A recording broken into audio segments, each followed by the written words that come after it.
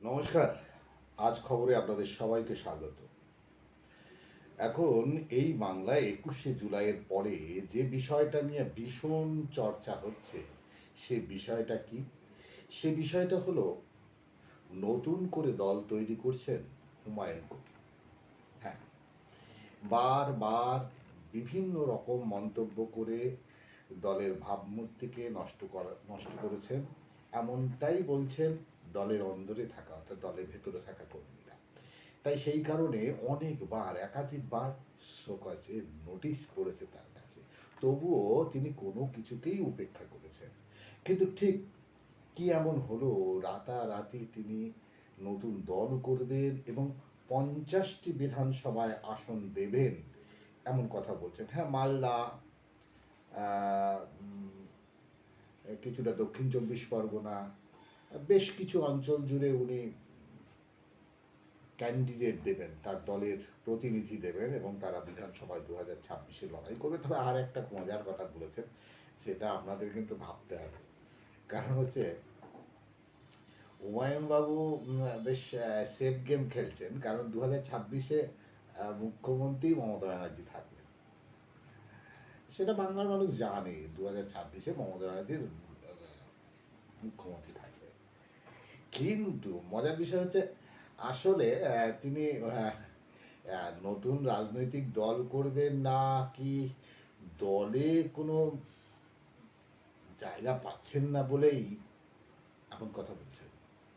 হ্যাঁ, আসলে অনেকেই বলছেন যে তিনি অর্থাৎ হুমায়ূন কবির একাধিকবার বিভিন্ন মন্তব্য করে দলের ভাবমূর্তি নষ্ট করেছেন।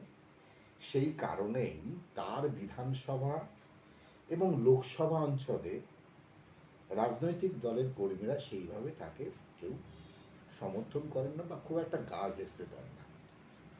কারণ তাদের ভয়টা অন্য জায়গায়।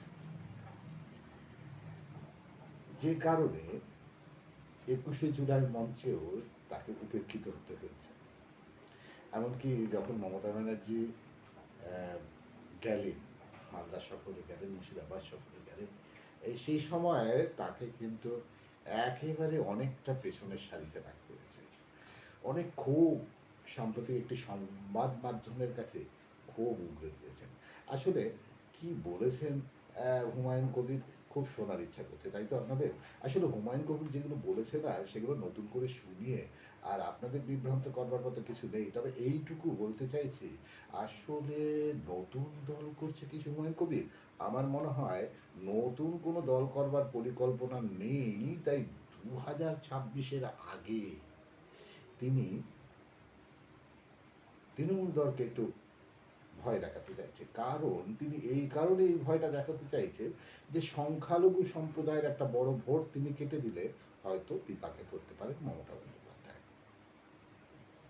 আবার বেশ কিছু লোক মনে করছেন যে তার এই ঘোষণার পেছনে বিজেপির মদদ থাকতে পারে। একদম সত্যি কথা বলি, বিজেপির মদদ থাকবে কিনা জানি না, তবে নেই এটা বোঝা গেছিল। কারণ আমরা বিজেপির বিভিন্ন নেতৃস্থানীয় লোকদের সঙ্গে যখন কথা বলি, তারা পরিষ্কার একটা কথা বলেন যে এই রকম ভাবনা চিন্তার কোনো অবকাশ নেই। কারণ হুমায়ূন কবিরকে দিয়ে মুসলিম ভোট ভাগ করবার কোনো ইচ্ছা নেই। বাংলার মুসলিমরা অনেক আগেই ধীরে ধীরে বঞ্চনার শিকার হয়ে তারা কিন্তু তাদের স্ট্যান্ড পয়েন্ট খুঁজে পেয়ে গেছে। আচ্ছা, আপনার মনে আছে আরও একজন লোকের কথা বলব, যিনি একটি দল তৈরি করেছিলেন। হ্যাঁ, সেটা একদম যদিও বলতেন যে দল ধর্ম নির্বিশেষে রাজনৈতিক দল, কিন্তু আমি বলবো না, সেখানে নওশাদ সিদ্দিকী, আমি তার কথাই বলছি, এরা দল তৈরি করেছিলেন।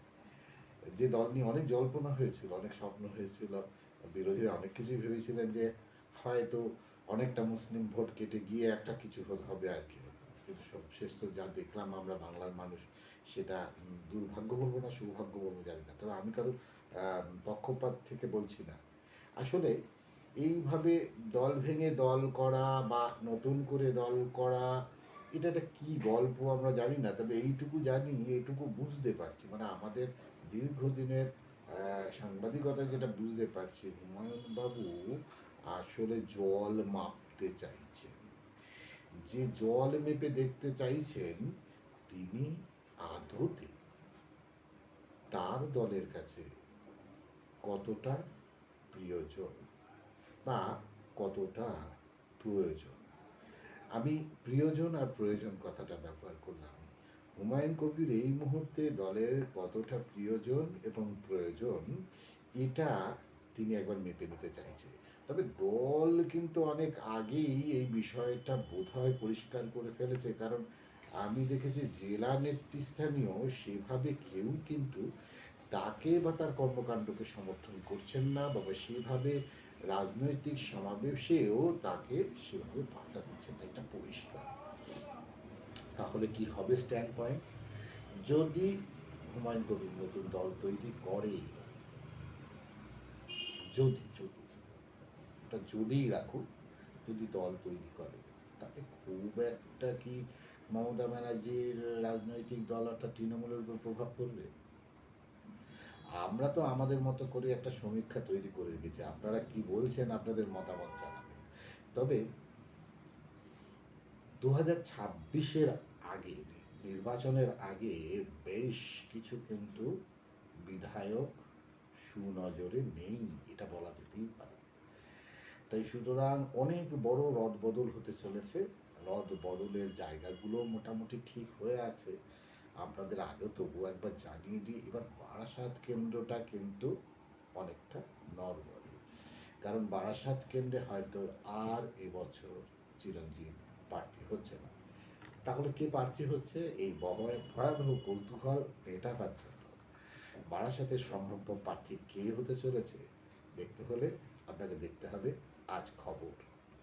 তাহলে নজর রাখুন আর আপনাদের মতামত জানান আমাকে।